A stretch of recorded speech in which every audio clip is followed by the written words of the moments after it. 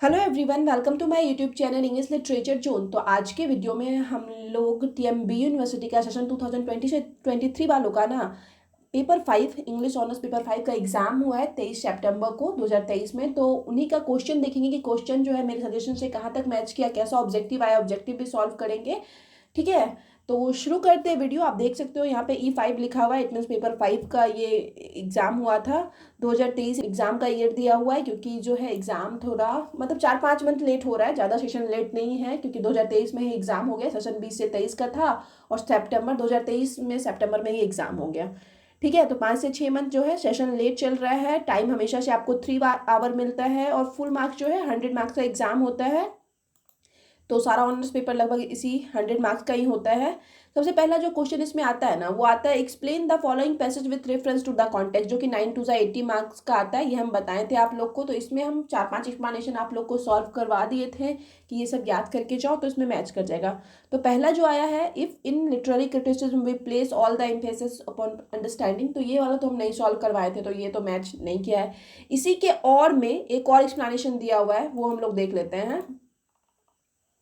इसी के और में दिया हुआ है, criticism on the other hand must always profess an Indian view. तो ये वाला एक्सप्लेनेशन हम बताए थे कि अब की बार के लिए इंपॉर्टेंट है, करके जाना। द फंक्शन ऑफ क्रिटिसिज्म से एक एक्सप्लेनेशन सॉल्व करवाए थे और एक बताए थे ये criticism on the other hand must always profess की ये इंपॉर्टेंट है, आप ये करके जाना।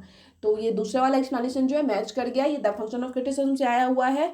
और इसी के बी में जो है फिर से एक्सप्लेनेशन दिया हुआ है। तो बी में भी दो एक्सप्लेनेशन है। एक है Dryden and Pope are not classics of poetry. ये भी लाइन आप लोग को हम बताए थे कि ये द स्टडी ऑफ पोइट्री का लाइन है और काफ़ी इंपॉर्टेंट लाइन है, एग्जाम में मोस्टली पूछा जाता है, पढ़ के जाने बोले थे। और उसके बाद for all good poetry is spontaneous overflow powerful feeling, और ये वाला लाइन तो स्पेशली हम सॉल्व करवाए थे। ठीक है, ये बी के ऊपर वाले ड्राइडन वाले में बोले थे कि ये पढ़ के जाना इंपॉर्टेंट है, ध्यान रखना है, द स्टडी ऑफ पोइट्री का है। और ये वाला तो सॉल्व करवाए थे कि ये इंपॉर्टेंट लाइन है वर्ड्सवर्थ का और मोस्टली पूछा जाता है अगर लास्ट ईयर एग्जाम में नहीं आया हुआ है। तो ए में भी एक एक्सप्लेनेशन पूरी तरह मैच कर गया, जिसमें आप सेम टू सेम जो है हम लिखे होंगे, लिखवाए होंगे, आंसर आप लिख सकते हो। बी में भी वही सेकेंड वाला एक्सप्लेनेशन, फिर से ये poetry is a spontaneous overflow powerful feeling, ये वाला मैच कर गया। तो जो हम लिखवाए होंगे आप सेम टू सेम लिख सकते हो। तो एक्सप्लेनेशन वाला सेक्शन तो मैच कर गया, जो हम बताए थे उसी से आ गया। ठीक है, तो 18 मार्क्स वाला का तो मैच कर गया। अब आगे हम लोग देखते हैं। 2 नंबर में आया हुआ है, evaluate any one of the following as a critic. किसी एक को एज ए क्रिटिक एक्सप्लेन करना है, जो कि 14 मार्क्स के लिए है। तो हमेशा हम बोलते हैं 14 मार्क्स के आंसर को कम से कम भी तो आपको 5 पेज में लिखना ही होता है। तो इसमें एक तो हम बता दिए थे अब की बार के लिए कि टी.एस. इलियट जो है काफ़ी इंपॉर्टेंट है, करके जाना है, क्योंकि टी.एस. इलियट का कंफर्म होता है कि वो अगर पिछले साल एग्जाम में नहीं आया ना तो इस साल आएगा ही। तो इस अकॉर्डिंग टी.एस. इलियट हम बताए थे इंपॉर्टेंट है, करके जाना। तो जो हम 3 बताए थे उसमें से 2 मैच कर गया, एक आई.ए. रिचर्ड भी मैच कर गया और टी.एस. इलियट भी मैच कर गया। तो उस 3 में से अगर आप 2 भी याद किए होंगे तो कोई ना कोई आप कंफर्म लिख दिए होंगे। तो ये सेकेंड वाला ऑप्शन भी मैच कर ही गया है। अब हम लोग थर्ड वाला ऑप्शन देखते हैं। थर्ड वाले ऑप्शन में है, discuss the function of criticism according to T S. Eliot. तो अब की बात के लिए हम आपको बताए थे कि the function of criticism important है। द फंक्शन ऑफ क्रिटिसिज्म पे पहले से एक वीडियो अपलोड था, लेकिन उसमें थोड़ा बहुत एरर था, तो हम फिर से अच्छे से पॉइंट वाइज नोट्स दोबारा अपलोड किए। तो ये वाला तो इंपॉर्टेंट बताए थे और ये मैच भी कर गया। तो ये तो 14 मार्क्स का मैच किया ही।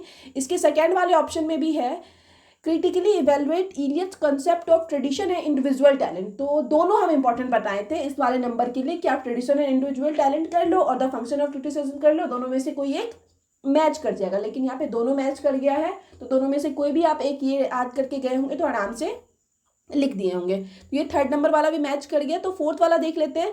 फोर्थ में है, discuss Arnold's views as expressed in his essay the study of poetry. हम बोले थे आप लोगों की द स्टडी ऑफ पोइट्री याद करके आप लोग को जाना है मैथ्यू अर्नॉल्ड का, अब की बार के लिए इंपॉर्टेंट है। तो ये फोर्थ नंबर वाला भी फिर से 14 मार्क्स का मैच कर ही गया।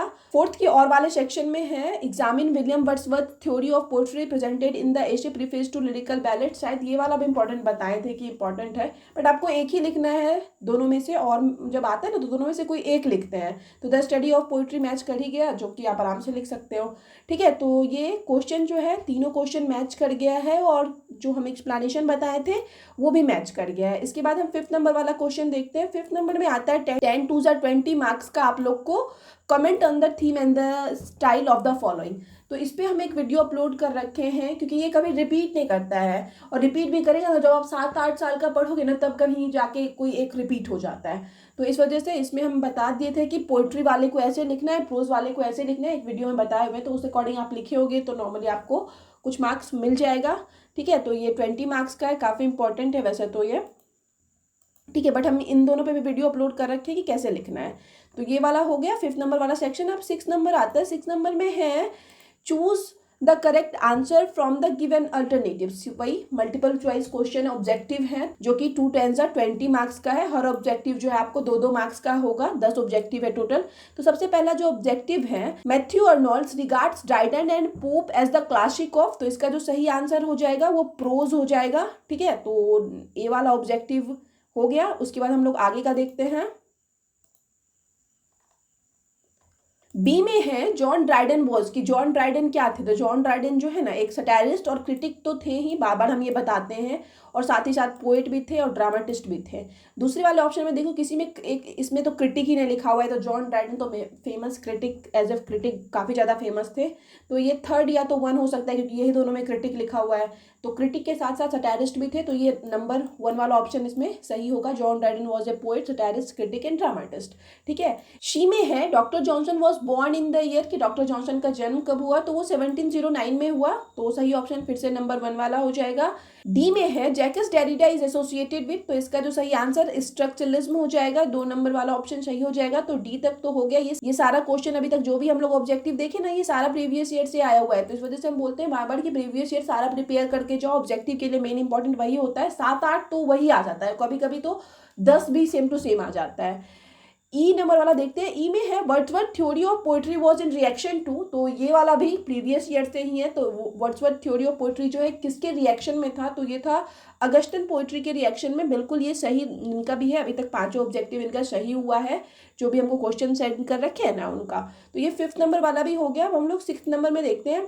में है T S. Eliot impersonality theory of poetry reject the theory of poetry given by, कि टी.एस. इलियट की जो इम्पर्सनैलिटी थ्योरी ऑफ पोइट्री है ना, वो किसके पोइट्री की थ्योरी को रिजेक्ट करती है, तो ये विलियम वर्ड्स होगा सही ऑप्शन। ठीक है, ये 2 नंबर वाला ही होगा। तो ये वाला भी हो गया। 6 नंबर वाला भी ऑब्जेक्टिव देख लिया। अब 4 ऑब्जेक्टिव और बचा हुआ है। ये सारा प्रीवियस ईयर से आया हुआ है। इसके बाद इजी एक आया हुआ है, preface to lyrical ballads was published in, तो प्रीफेस टू लिरिकल बैलेट्स को कब पब्लिश करवाया गया, तो 1801 होगा। ये चीज़ हम बार बार बोलते हैं कि आप लोग ध्यान रखिए, अगर सिर्फ लिरिकल बैलेट्स आ जाए ना तो वो 1798 होगा। सिर्फ लिरिकल बैलेट्स आ जाए तो वो 1798 होगा। अगर प्रीफेस टू लिरिकल बैलेट्स आ जाए तब वो 1801 होगा। 1798 तो इसमें ऑप्शन में ही नहीं था, तो कंफ्यूज होने वाला कोई बात ही नहीं था। एक ही ऑप्शन है 1801, तो वो टिक कर दिया। उसके बाद आगे है objective T S. Eliot was born in, T S. Eliot का जन्म कब हुआ। टी.एस. इलियट का जन्म जो है ये 4th वाला ऑप्शन हो जाएगा, 1888 में हुआ है। तो आगे अब हम लोग देखते हैं। इसके बाद 2 ऑब्जेक्टिव और बचा हुआ है। 9th नंबर वाला ऑब्जेक्टिव है poetry is spontaneous overflow of powerful feeling has been said by, काफ़ी फेमस लाइन है। एक्सप्लेनेशन में भी बताएं कि इंपॉर्टेंट है, एक्सप्लेनेशन भी वही explain with reference to the context, उसमें भी हम बताए थे इंपॉर्टेंट लाइन है।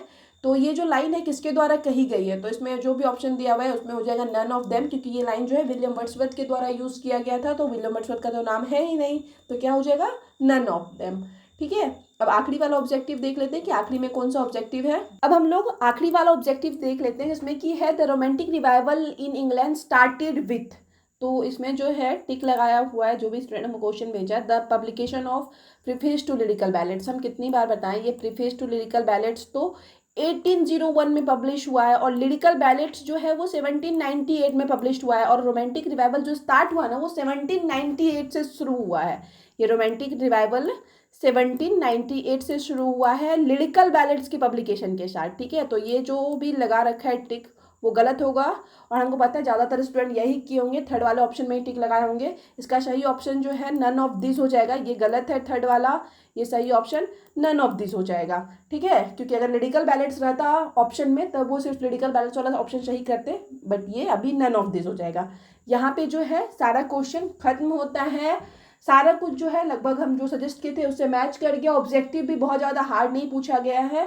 ठीक है, तो यहाँ पे वीडियो खत्म होता है। आगे आप लोग पेपर 6 की प्रिपरेशन करो। पेपर 6 का एक्सप्लेनेशन के लिए बहुत कमेंट आ रहा है, तो हम कल अपलोड कर देंगे पेपर 6 का एक्सप्लेनेशन और 1-2 क्वेश्चन भी।